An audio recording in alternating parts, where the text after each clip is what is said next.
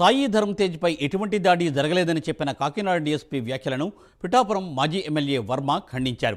Kakinada DSP YCP కండువా వేసుకుని మాట్లాడుతున్నట్టుగా ఉందని ఆయన ఎద్దేవా చేశారు. అక్కడ ఉన్న పోలీసులే ఈ ఘటనకు సాక్ష్యమని, అసలు దాడి జరగలేదని, ఏదో చిన్న గులకరాయి తగిలిందని డీఎస్పీ చెప్పడం ఎంతవరకు సమంజసమని వర్మ మండిపడ్డారు.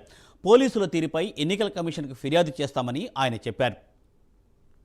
DSP Kakinada press meet YSRCP party పెద్దలు చెప్పినట్టు చక్కగా ఆయన చదివారు.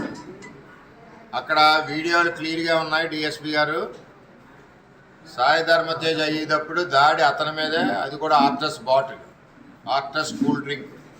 మీరు తాగితే చల్లగా ఉంటుంది, తాగితే చాలా బాగుంటుంది. ఆ డ్రింక్ బాటిల్ని ఇసరడం జరిగింది. ఈ కుర్రవాడే అడ్డు లేకపోతే సాయి ధర్మ తేజ్ బుర్ర పగిలిది. అది వాస్తవం.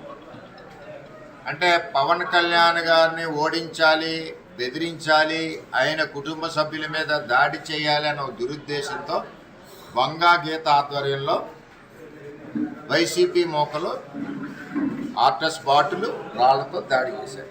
నా దగ్గర వీడియో ఉంది, విజువల్ ఉంది.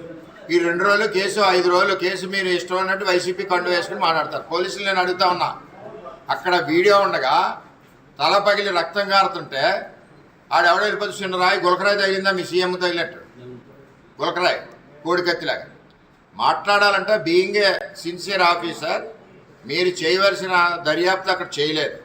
అక్కడ కుర్రోళ్ళు ఉన్నారు, మీరు చేయట్లేదు. నేను ఎలక్షన్ కమిషన్ కూడా ఫిర్యాదు చేస్తాను దీని మీద. ఆ దర్యాప్తు ఎవరన్నా చేయమని.